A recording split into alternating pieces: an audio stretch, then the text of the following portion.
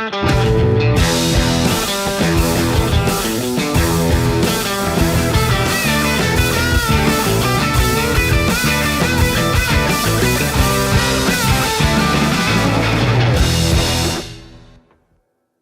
everybody, welcome back to the channel. My name is Mike. Today I got for you the KingBull Treker. You know, we reviewed a few KingBull bikes on this channel and I've always been impressed with them. We just did the Hunter 2.0 and that turned out to be a really great bike. Right now we got the Treker. It's kind of, I would call it a good step up from the Hunter 2.0. It's got a lot of really premium features on it and a very reasonable price. KingBull, I find, has been becoming pretty well known for the upgraded features they offer on their bikes. I think this one right now for their Black Friday deal is like $14.99. To get a bike with a Bafang rear hub motor, Bafang is name brand, that's quality. Well known in the e-bike industry, a Bafang motor. You can get hydraulic brakes, Tektro Shimano derailleur, the 6061 aluminum frame. Can't forget torque sensor. Now I'm a 100% huge fan of a torque sensor. Once you experience riding a bike with a torque sensor versus a cadence sensor, you're gonna know what I'm talking about. For me, a torque sensor gives me like the more natural riding feel. Now, if you're looking for a rocket ship of a bike, this is not your bike, but you have some options. The bike's gonna cut off at 20 miles an hour on throttle. That's all you're gonna get. Now, if you use the pedal assist without the throttle, just doing strictly pedal assist, you can get it to 28, 29 miles an hour. KingBull offers something. You could go on their website and I think for like $79, you can get the upgraded controller and change your controller out and achieve 28 on throttle. I don't have the controller, but I think I've heard you can get 30, 32 miles an hour out of it on throttle. And we've had this bike for a little while, so I've gotten to spend some time with it. We've taken it on camping trips. I've rode it around town. I've put it through some paces. I can't stand it when you see a channel that take a bike out of the box and they go ride it and tell you how great it is. That's not what we do. I'm gonna spend some time on a bike. I'm gonna do some things with it. We're gonna ride it. We're gonna take it camping. We're gonna put it through what I think the average person will put it through. I'm gonna give you my honest opinion on it. KingBull has not paid us for this. What I tell you about a bike is my honest opinion. It's what I found it to be. So that being said, let's come on in and we'll go over a few features of the bike. One other thing I like about these new KingBull bikes, man, the 6061 aluminum frames on them. This bike comes in at, I think 79 pounds or 76 pounds for a 48 volt fat tire e-bike. That is awesome. That is awesome. It is not, most of your fat tire 48 volt e-bikes, they're gonna come in at 88 to 90 pounds. Those are heavy bikes. This one here is very manageable and you can absolutely tell while you're riding it. If you look back here, you're gonna have your Shimano Altis derailleur. You have an 8-speed cassette and you got a branded 750 watt Bafang rear hub motor. It's gonna come with metal pedals, a pro wheel crank, Tektro hydraulic brakes, 180 millimeter rotor. All right, it's gonna come with a back rack. The rack has a 150 pound payload on it. You can store 150 pounds on the back rack. Real comfortable seat. I mean, it could be a little bigger. It's vented right here in the middle, so you don't get that old swamp butt while you're riding. One of my loves I found with these e-bikes, man, you can go on Amazon and for relatively fair price, you can just go crazy upgrading these cheaper e-bikes, spend a couple $100 and have yourself a premium e-bike. The parts that you can add to it that this is lacking. I mean, number one, first thing I would do is upgrade the seat, maybe put a suspension seat post on it, a Cloud 9 seat on it. I would change the neck out, because that's typically what I'll do. I'll change the necks of a bike out. This has got a Nico neck, name brand. Everything you're gonna find on this bike I've been finding is name brand parts. Even the rotors are Tektro, the brakes are Tektro, the motor's Bafang. Everything is name brand on it. And what do you guys think about this color? I kind of like it. I call it like a green cream, or it's got, I don't know if you can see it real good on film, but it's a, I don't know, beige cream. I have to look and see what the website calls the name of that color. It's definitely a unique color. That's how you take your battery out. All right, you're gonna have a 20 amp hour, 960 watt hour, 48 volt battery. You can leave the battery locked in and you can charge it right here through this little hole. When you're not charging, you just cover it back up. You're gonna come with a set of keys, and that's to lock and unlock your battery in. All right, up here on the handlebars, you're gonna have a Shimano 8-speed shifter. And if you can tell, you look at most e-bikes, they have the old Shimano one you see on most, probably 90% of e-bikes, the big gray Shimano shifter that's up top. When you see the ones right here under the bottom, this Altis, That's your premium models. That's when you step up in quality. You're gonna have a quarter twist throttle right here. Moving on over this side. This is gonna be your power button. The screen is gonna show you your speed, miles, your battery bar, and your pedal assist levels right here. I like about it, it's a really simple screen, man. It doesn't overwhelm you with a lot of information. It tells you everything you need to know, nothing you don't need to know. You can just really glance at it and find what you're looking for on these screens. All right, over on this side will be your headlight button and your horn button. Not one of the loudest horns I've ever heard on an e-bike, but it'll let people know you're coming. Your front forks are gonna be zoom forks. You can lock it out. And your preload is over on this side. There's your preload adjustments. Again, on the very front of it, you're gonna have 180 millimeter Tektro branded rotors with Tektro hydraulic brakes.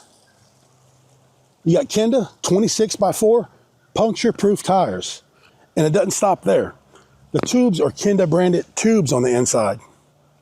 The tread pattern is really nice, kind of an aggressive tread pattern with a high ridge. That helps keep it quiet when you're riding on the road.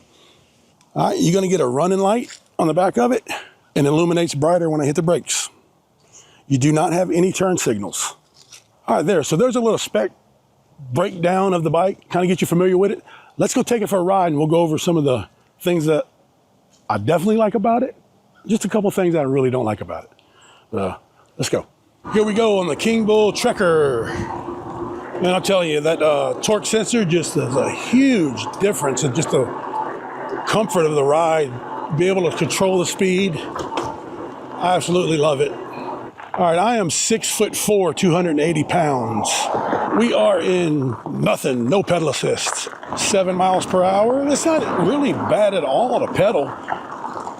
You get somewhere and your battery's dead. I'm not working too awfully hard. You just work those gears. It's like riding a regular bicycle. All right, we're gonna ease it up to pedal assist number 1. We'll do all throttle and show you what you get. You're pretty much gonna top out at 10 miles per hour on pedal assist 1. All right, we're gonna go to pedal assist 2. Oh, she kicked up then. 15, that's what that's gonna get you. We're gonna jump up to pedal assist 3.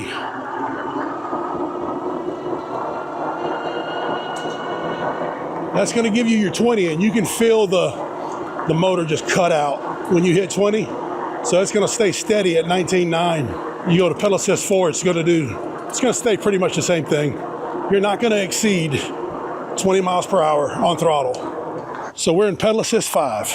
We're gonna go throttle all the way to our 20 miles per hour. There's 20. Now let go of the throttle, cut that gear back. Now 22, 25.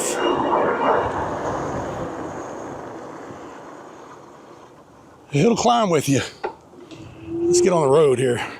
See if we can get a top speed. All right, no throttle.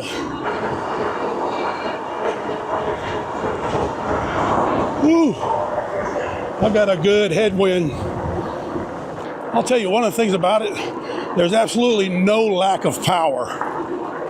I feel like it could use another gear or two, a lower gear. If it had a 10-speed on this thing, it would be perfect. This really is, you know, it's a cruiser bike. You're not gonna go doing really trail riding or mountain biking, you know. It's a point A, point B cruiser bike. I'll tell you, you can really tell the difference, man, with the weight of it. It being light like it is, really nimble, very controllable. When you lay it over and go to turn, it's real easy to bring it back and correct it. It's one of the things I really notice about it. The one thing I don't like about it, and believe it or not, there's one thing I don't like about it, and that's just me. I got big hands. I'm a big old boy. The brake, they're real short.